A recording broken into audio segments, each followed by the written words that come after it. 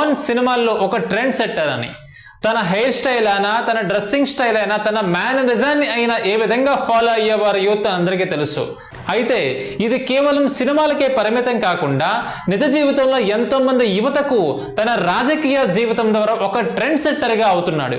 అంటే మీ అందరికీ రాజకీయాల్లోకి వచ్చేయమనడం నా ఉద్దేశం కాదు, తన రాజకీయ జీవితాన్ని మీరు ఇంప్లిమెంట్ చేయండి మీ జీవితంలో అని చెప్పడం నా ఉద్దేశం. పవన్ పొలిటికల్ జర్నీ ఇన్స్పిరేషన్గా మీకు అనిపిస్తే కనుక కింద కామెంట్లో తప్పకుండా మెన్షన్ చేయండి. పవన్ ఎప్పుడూ తన గతాన్ని మర్చిపోలేదు. ఎంత ఎదిగినా ఒదిగే గుణాన్ని పవన్లో చూడొచ్చు.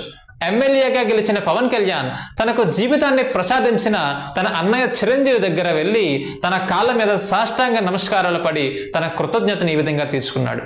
ఇలా ఈ 10 ఏళ్ల పాటు ఎన్నో ఆటుపోట్లను ఎదుర్కొంటూ రాజకీయంలోకి కొత్త చాప్టర్ను ప్రవేశపెడుతున్న పిఠాపురం ఎమ్మెల్యే పవన్ కళ్యాణ్ గారికి కంగ్రాచులేషన్స్ చెబుతూ ఈ వీడియోని ఇక్కడితో ముగిస్తున్నాను.